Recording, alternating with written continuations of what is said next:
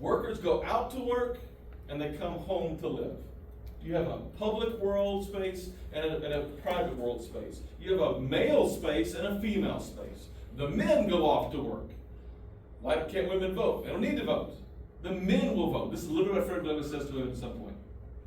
Women, you don't need to vote. Your husband will vote for you.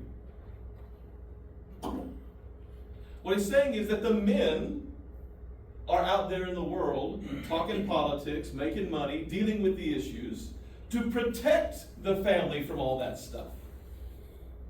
And that the husband will vote, and he'll vote for the good of the family, of which the woman is a part.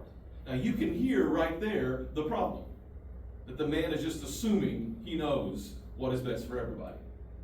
So the idea that the woman might vote, that would be radical. Right. So just do the traditional thing, be wife and mother. Right? But the radical thing, leave it to the men. So the women, what are they supposed to do? Stay home, take care of the kids, raise them to be good kids, be good citizens, do those sort of things, but let the men take care of that. Now interestingly, this will also happen in the South, except it has nothing to do with factories. But the South will embrace a very similar concept. And that's why, this probably is not true, by the way, for lower class, maybe middle class people. If, like, for me growing up, and so, I'll just put it this way, obviously I'm not married, but if I were married, and if my wife and I had kids, the idea that she would just be able to stay home and take care of the kids probably is not the life that I don't make enough money for that to be true. And so I would imagine that the expectations, we both have careers. Now, for my mom, who was a college, she was a high school valedictorian, she didn't want to go to college. She wanted to be my mom. That was her dream job. She just wanted to stay home and take care of me.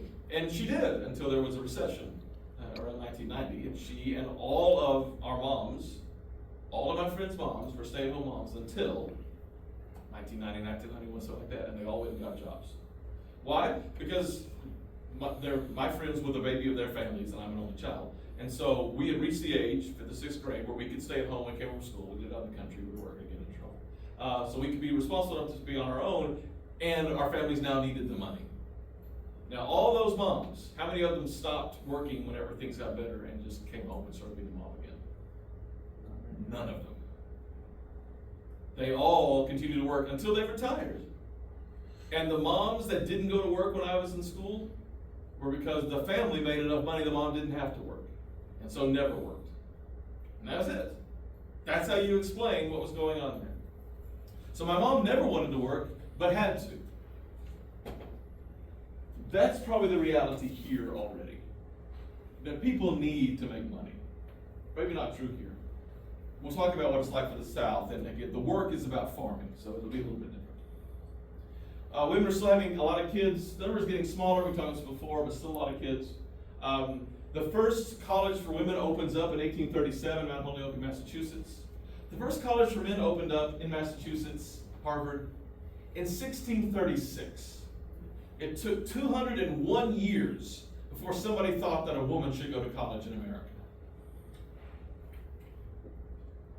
What will they learn in college? Yeah, they don't need to learn that in college. They're going to learn that at home. In fact, college might make them learn things they shouldn't learn. Has anybody told you that? Why are you going to college? Oh, well, college, they're going to teach you stuff. You're going to start. It's going to change you. Whether that's a political commentary or this idea of religion, God is dead phenomenon or God is not dead phenomenon. The idea that you have a basic cultural duty in college. That. We still run into that. As someone who spent a lot of years going to college, there were people in my life like, why do you spend all that time going to college? Well, I enjoy it. Oh, it's not a real job. Well, I don't want to feel like I can't use my hands at 50 years old because of arthritis and all the hard work I've done. Yeah, people are telling me this as they're broken down and walking. All the old farmers I knew who farmed their whole life, they all died really young and they were old at 50. People don't have to do that life. They live a lot longer. The first co-ed school is Oberlin in Ohio. It's also around this time. And so this tells you that women are now starting to get opportunities to this. We'll talk about this a little bit later. But when we talked about, for the quiz, for the article, that you read for the quiz, on on feminism, traditional versus radical. What's happening here is that more money is giving more access to more people who begin to advocate for more things. But all of this comes out of looking around going, where are the problems? Because it's so easy to ignore what's going on if you don't ignore it. If you're living a good life and you say, but I want to help the poor, I want to deal with people who are suffering with alcoholism, I want to try to get the prostitutes off the streets, I want to get more kids to go to school than to be out there having to work jobs, I want to end slavery, I want to give voting rights to more people. All of this comes out of this exact experience. As you see more problems and become aware of them, some people will respond and try to deal with that. I don't know who you are. I don't know if you're an ignorer of problems or you try to solve people's problems. I don't know who I am. I'm not good. I'm very much about me and don't really want those problems. Now, it's people that I know and care about that make me, but you know, put the blinders on. It's a much easier way to live. Blissful ignorance works pretty well for you. That make me a better person. So maybe you are better than me. And maybe you do care about other people and you do try to help them. But just know there are a lot more me's in the world than there are you. And that's true just. All right, we're out of time. We're done with this. We'll pick up next time by talking about politics, Andrew Jackson, and specifically as it ties in, if more and more people are moving to America, more and more than become voters, who are those people? Who are they voting for? And what should political parties do to help them? See you next time.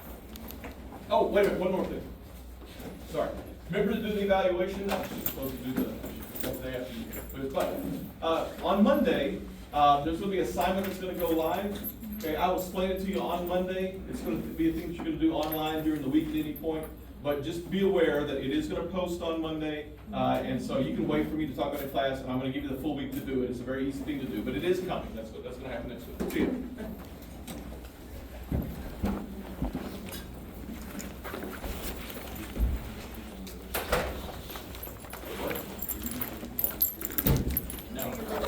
I ran into the pole in the parking lot.